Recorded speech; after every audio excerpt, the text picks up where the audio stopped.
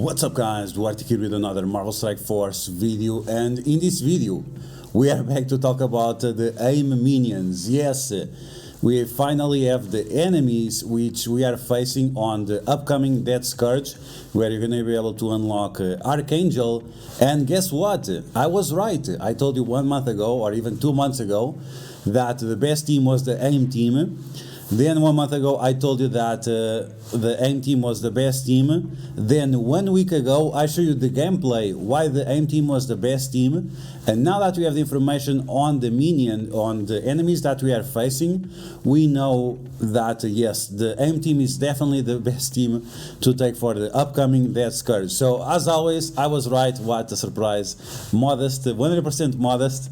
But yeah, it's very important because other people recommended other things, or Ravagers or Shield or whatever. No, it's the AIM team, 100%. And in this video I'm going to explain why the AIM team is going to be so good, especially taking a look at the enemies that we are facing. So as always, if you like the information on this video, make sure you share it to your friends on Facebook and Discord. If you're new to my channel, make sure you subscribe for more Marvel Strike Force content, and make sure you smash that like button. Okay, so let's talk about first what are going to be our goals for the minion team.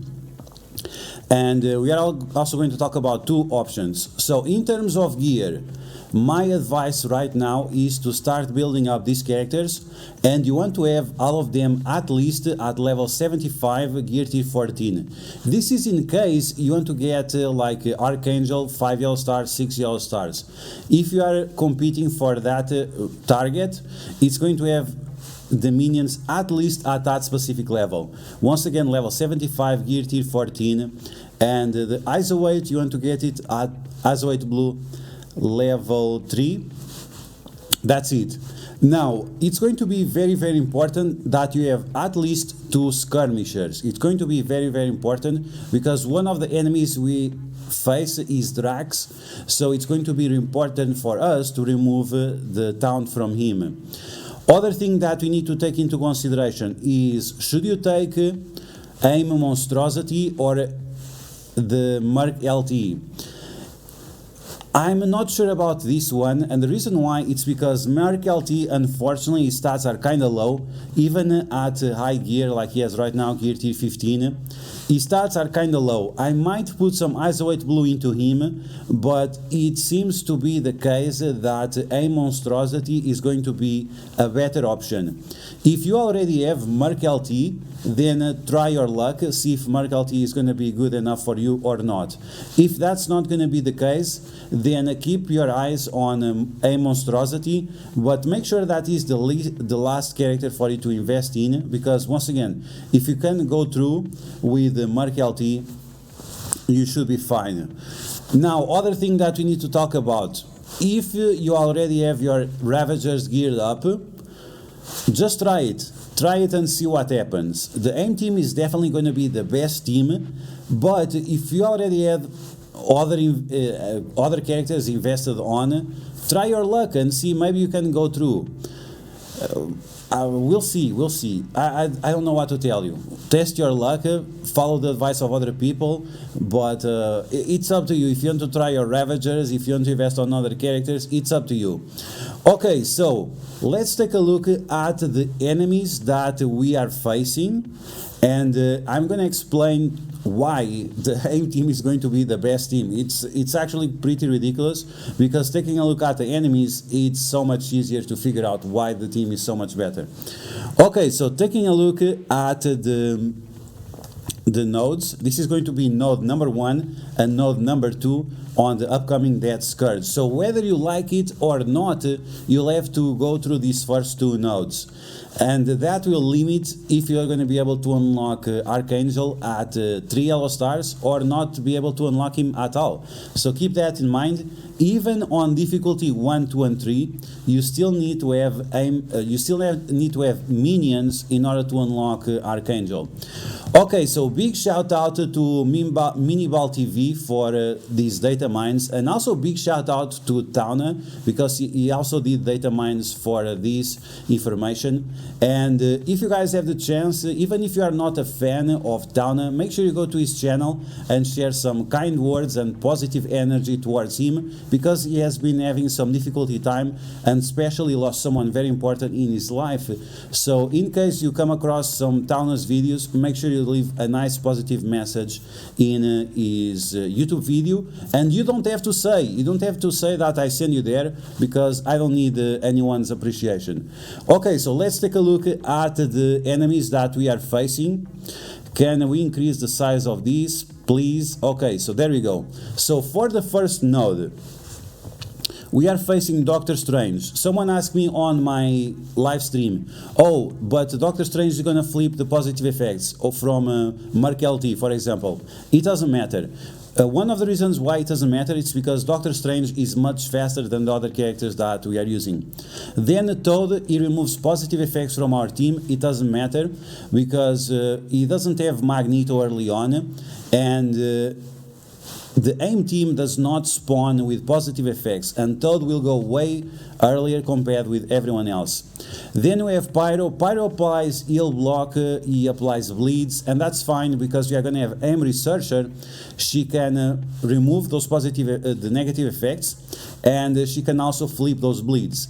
At the end of the day, it actually is not going to matter, because one of the Scourges removes all the negative effects from the minions. The difference between the AIM minions and the other minions is that the AIM minions, every time negative effects are applied to them, they are going to get bonuses, like applying negative effects to the enemies, like more healing, more regenerations, and also turn meter.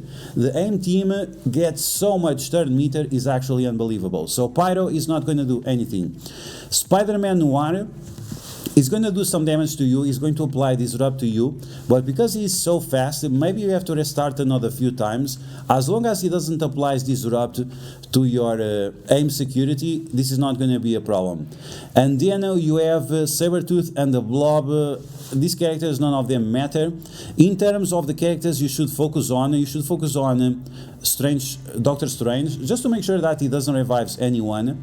And then you want to make sure that you stop Toad and you stop the Blob, because these characters, they give assists to other Brotherhood characters, and you don't want any of that. After that, we have Lady Deathstrike, we have Baron Mordo, we have Mystique, and we also have Magneto and Juggernaut. Now, this is where the AIM team is going to shine and completely outshine every other team, because when Magneto puts all the AIM characters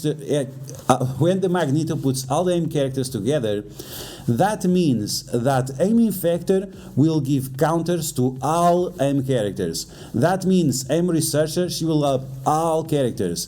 That means AIM Assault is going to give turn meter on turn to all AIM characters, and that means that AIM Monstrosity is going to give offense up to all characters, and that also means that AIM Security, whenever you use her taunt, she's also going to heal up all characters. So you can see that not on the first wave, but on the second wave, when you have all the characters packed up, the AIM team is going to get ridiculously overpowered, because they are going to get so much turn meter compared to any other team. And in terms of stats, we have seen the stats of the AIM team in the past, and their stats are not a joke. Even that they didn't got reworked recently or anything like that, the stats are still very, very good. They still have very good armor, they still have very good amount of health. The speed is not that great, but once again, it doesn't matter. It doesn't matter, because they are going to get all that turn meter from their different abilities. Every time a negative effect is applied to them, even if it's a negative effect from the Scourgers themselves, you are going to get additional turn meter, and at the beginning of your turns, all those negative effects, they are going to be flipped in positive effects. So the AIM team is going to be ridiculously strong on the first node, on the first wave, and then on the second wave, they're even stronger. They're even stronger because they're all packed together. And this is why I said I'm not sure if Merc LT is going to be the best option, or AIM Monstrosity, because Merc LT, he doesn't have the best stats, And A Monstrosity, on the other hand, is part of this team and is going to benefit out of all those additional effects that Aim Effector, Aim Assaulter, Aim Researcher, and Aim Security are going to provide. So offense up for all allies. This attack cannot miss. So even if you are blind with Magneto, it's not going to matter. He also heals up on turn, so that means you can focus your healer isolate on other characters. And when you take a look at the stats are not much better than Merc LT, but they are slightly better. And this is an offensive character, and once again, he's getting all the benefits out of the AIM team. Okay, so taking a look at the second wave.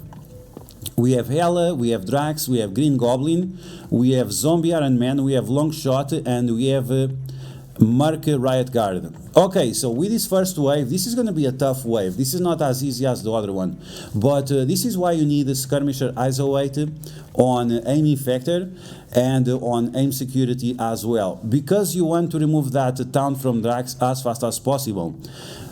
Then you want to get rid of Longshot. Longshot is providing you a little bit of turn meter with his special ability, but it's still something that is a character that is dangerous. You really want to make sure that you do single target damage, focus on Longshot and then on Hela, or first on Hela and then on Longshot. And if you cannot get rid of Drax, I mean, just get rid of Drax first, but then once again Hela and Longshot. After you get rid of Hela, you have to go after Zombie Iron Man, because Zombie Iron Man is going to keep reviving if you don't stop the Hela. So you have to stop Hela first, then you have to stop Zombie Iron Man. This is going to be kind of IQ test for a few people, because if you don't get rid of Hela, Zombie Iron Man will revive, and you're just going to waste your time and waste opportunities.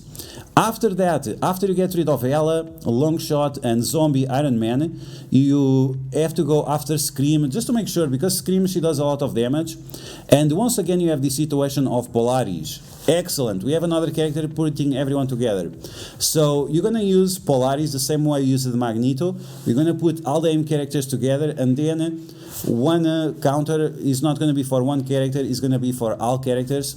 And the turn meter is going to be for all characters, the healing is going to be for all characters. So you can see that there is absolutely no reason why the AIM team was not going to be the best team. It's definitely the best team because it uses all the effects from the Scourges, because it takes advantage of negative effects from the enemies, and also because they have all this synergy that no other team has. Let's be honest, no other team has. It's not shielded with the revive that is going to make a difference. It's not the Ravages with just 3 characters and a few assists that is going to make a difference.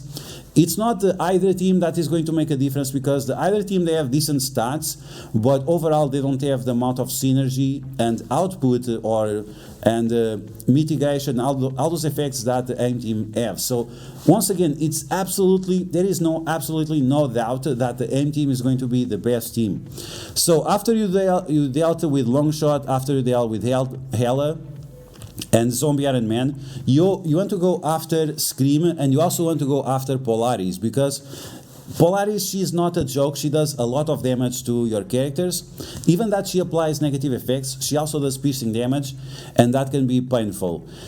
And she also applies barriers, so it's going to take longer, it's going to force you to make more mistakes, so you want to avoid this as much as possible.